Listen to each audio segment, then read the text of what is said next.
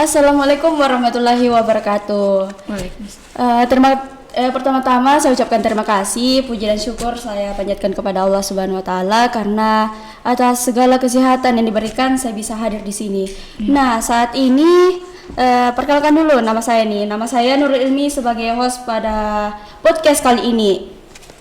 Nah, saya hadir dengan topik yang bisa dibilang itu saat ini sedang ramai diperbincangkan, yaitu peran Gen Z sebagai penerus bangsa, khususnya dalam bidang pendidikan. Nah, dalam membahas topik ini saya membawa dua narasumber. Nah, silakan diperkenalkan dirinya dulu, Kak. Baik, perkenalkan saya sendiri Ameliaul Asmi dari kelas 12 MIPA 1 dan di samping kiri saya. Perkenalkan, nama saya Adrian Putra Pratama dari kelas 12 MIPA 1. Ya, itulah dia narasumber kita, Kak Adrian dan Kamel. Selamat datang di podcast saya, Kak. Nah, masuk ke topik ini, Kak. Sebelum kita masuk ke inti pembicaraan mengenai peran Gen Z, khususnya dalam bidang pendidikan sebagai penerus bangsa. Nah, menurut Kamel itu bagaimana? Apa sih Gen Z itu? Nah, menurut saya sendiri ya, Gen Z ini merupakan generasi setelah generasi Y atau generasi milenial. Nah, orang-orang yang termasuk dalam generasi ini yaitu yang lahir pada tahun 1995 sampai dengan 2012. Generasi Z ini juga biasa disebut dengan E-generation atau generasi internet. Nah, bisa diartikan generasi Z ini tumbuh di dunia serba digital atau canggih. Nah, sebagian dari mereka ini sudah menggunakan gadget milik orang tuanya sejak dia kecil. Jadi begitu ya, Kamel ya. Yeah. Nah, menurut Kamel perbedaan Gen Z ini dengan milenial ini yang sangat kentara dapat kita lihat itu bagaimana, Kamel?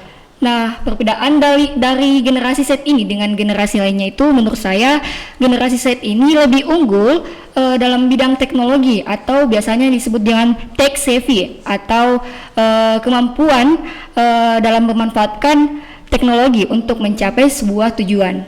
Ya, seperti itu ya, Kamel. Iya. Jadi dari perkataan Kamel tadi kita dapat simpulkan ya kalau Gen Z ini dibandingkan dengan generasi sebelumnya, generasi milenial, Gen Z ini lebih unggul di bidang teknologi ya, Kamel, karena kita tumbuh bersama dengan perkembangan teknologi ya, Kamel. Nah, kita lanjut nih ke Kak Adrian. Saya pernah mendengar kalau Gen Z ini juga dikatakan dengan Gen Z. Kalau menurut Kak Adrian itu Gen Z itu seperti apa? Kalau menurut saya nih, Gen Z itu kan menuju ke praktis toh. Iya ya. Nah, oke. Di Gen Z ini kan yang dimana perkembangan teknologi itu sudah berkembang pesat. Betul. Nah, kami para generasi Gen Z itu memanfaatkan teknologi sebaik-baiknya. Iya, yang dimana kalau bisa melakukannya secara praktis, kenapa tidak? Betul. Masa kita mau cari cara yang susah-susah, padahal kan kita bisa mendapatkan solusi yang lebih mudah. Begitu kalau menurut saya sendiri. Ya, itu dia pendapat dari Kak Adrian mengenai bisa dibilang itu merupakan salah satu karakteristik Gen Z juga ya, Kak Adrian. Ya, betul bahwa sekali. Gen Z ini memiliki karakteristik yang praktis. Apa-apa maunya instan begitu loh. Ya, betul karena zaman sekarang itu semuanya sudah tersedia melalui teknologi. Kita pesan makanan bisa lewat GoFood, kita cari informasi bisa lewat Google, internet begitu. Sekali. Nah, kita sudah mengetahui nih awal pembicaraan kita bagaimana itu Gen Z, karakteristiknya dan perbedaannya dengan generasi sebelumnya. Kita masuk ke topik yang saya tadi sempat singgung, yaitu peran penting Gen Z sebagai penerus bangsa khususnya di bidang pendidikan. Oke. Pertanyaan pertama saya nih, saya pernah baca riset yang mengatakan bahwa Indonesia itu berada di 10 negara terbawah dari 70 negara dalam bidang literasi. Nah, seperti perkataan Kadrian itu, Gen Z sekarang itu serba praktis, maunya dari internet, dari teknologi. Nah, bagaimana cara Kadrian ini sebagai Gen Z untuk meningkatkan literasi itu, Kadrian? Wah, buruk sekali ya, Kak, karena Indonesia berada di urutan 10 terbawah nih. Yeah. Nah, Aplaus itu di Indonesia. kalau menurut pribadi saya, kan di sini kan kita ini sudah menggunakan teknologi. Betul nah, sekali. Untuk meningkatkan literasi itu, menurut pandangan pribadi saya, bisa dengan cara mensosialisasikan lewat TikTok. Betul. Bisa lewat TikTok. Nah kan sekarang itu generasi milenial banyak menggunakan TikTok. Generasi Gen Z banyak menggunakan TikTok. Kita di situ bisa mensosialisasikan untuk lebih memperbanyak membaca literasi untuk meningkatkan minat baca kita yang mulai dari urutan ke-10 terbawah menjadi 10 teratas. Ya. Betul sekali. Apalagi kan sekarang sudah gampang. Contoh kita bisa menginstal buku-buku. Iya. Kan kalau buku pembelajaran itu pasti bosan. Jadi mungkin agak kurang peminatnya. Nah, kan kita bisa juga dengan membaca buku novel, menginstal buku-buku novel, Betul sekali. komik, cerpen, betul sekali, untuk meningkatkan minat baca kita karena anak-anak itu mungkin suka dengan cerpen-cerpen, dan untuk orang yang remaja mungkin suka novel-novel percintaan. Betul. Nah, kita bisa Akses mengaksesnya di internet. ya.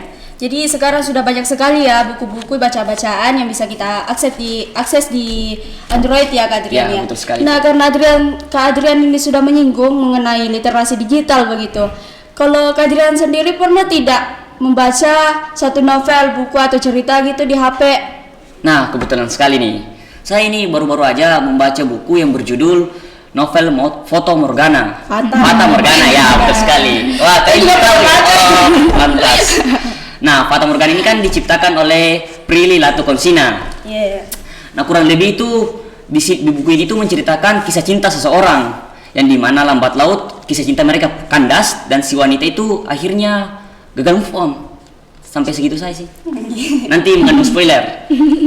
Jadi ternyata di balik sosok yang cool dari Kak Adrian ini ternyata suka sekali dengan cerita yang romance ya teman-teman. Jadi buat teman-teman yang tertarik dengan cerita Fata Morgana ini bisa kalian akses di internet ya Kak Adrian ya. Iya, betul sekali. Nah, ada satu orang lagi nih yang cemburu karena kita tidak tanya dari tadi. Kamel, ada rekomendasi cerita dari Kamel tidak? Kalau saya sih pernah baca ya, bukunya itu judulnya Mindset for Success atau pola pikir untuk menjadi orang yang sukses.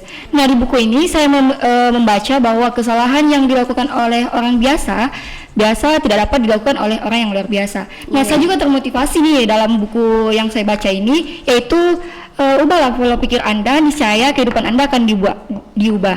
Nah, saya juga termotivasi dengan salah satu bukunya lagi, yaitu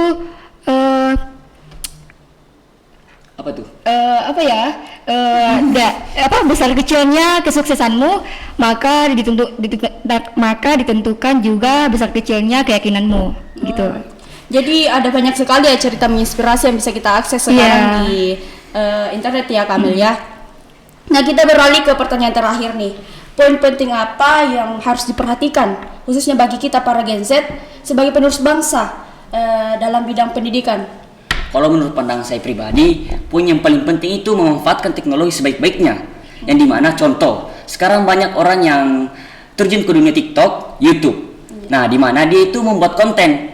Nah, akhirnya kontennya itu menghasilkan sebuah uang. Nah, jika kita betul-betul memanfaatkan teknologi itu, kita bisa menghasilkan uang lewat konten-konten tersebut, konten-konten kreatif, dan bahkan kita bisa memperkenalkan budaya-budaya kita ke luar negeri dengan cara konten tersebut. Betul sekali. Jadi ada banyak jalan ya Kak Adrian ya bagi kita para Gen Z.